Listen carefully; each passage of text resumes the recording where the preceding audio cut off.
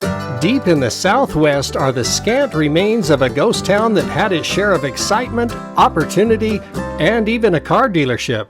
We'll show you this out-of-the-way place right here on Ghost Towns and More.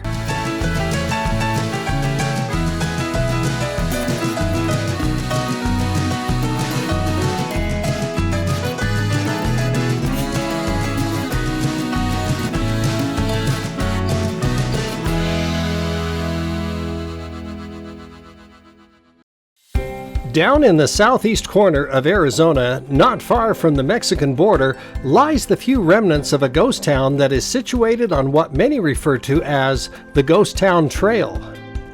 This remote section of Arizona has a number of ghost towns concentrated throughout Cochise County, and Courtland is one of many that you can visit from Tombstone, about 15 miles away, all the way up to Pierce. Prospectors discovered rich veins of copper in the Dragoon Mountains around 1909, and due to the new demand for copper, hundreds came to the new site in search of fortune. The key player in Courtland was the Great Western Mining Company, who had the resources to mine the copper, and the new mining camp was named after Courtland Young, one of its owners. The town grew quickly, bringing in railroads, and a post office was established on March 13, 1909. By the following year, the population was about 2,000. There was plenty to supply the needs of residents as a car dealership was established, as well as a movie theater, hotels, ice cream parlors, and even a racetrack. They even had a town newspaper.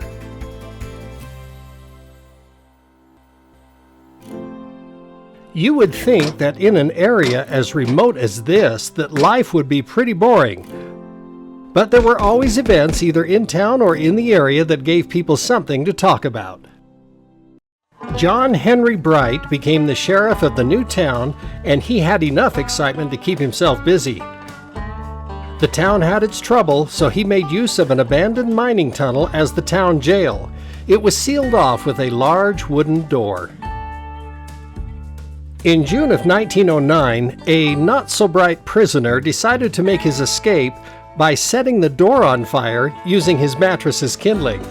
The plan didn't work very well, as the prisoner almost died of smoke inhalation before Sheriff Bright rescued him. After that, a new jail was built from reinforced concrete, and the remains of it still stand today.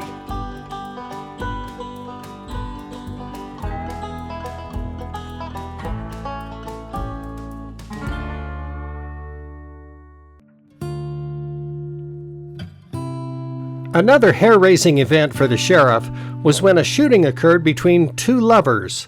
Dan Danielson ran a saloon in town and got into an argument with his girlfriend, Jenny Kennedy Parker, an 18-year-old waitress in town. As the quarrel in the saloon escalated, Dan pulled his revolver and shot into a liquor cabinet where Jenny was standing, then put the gun away.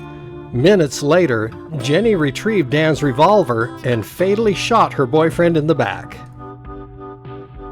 Sheriff Bright arrested Jenny, and she was sentenced to prison in 1913. But just over a year later, Arizona Governor George Hunt gave her a full pardon, and she was freed.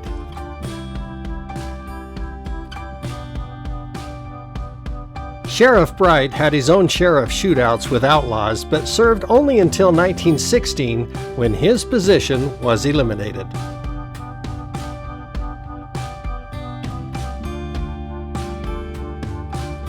The copper veins of Courtland played out quickly, and when copper prices fell, many residents began to move away. Slowly, businesses closed, and by 1920 the population of the town was down to 414. By 1930, the population fell to just over 100. By 1942, the post office closed its doors for good. The railroad became abandoned by 1933, and the tracks were pulled up by 1934. Today there is very little left of Courtland, except for the concrete jail and the rock building then referred to as the Big Rock Store that operated as a mercantile. If you visit the historic site of Courtland, Please be aware that there are numerous open mine shafts in the area, so practice safety and special attention to where you walk. You can still see places where the railroad beds were, and several foundations of former buildings can be spotted throughout the area.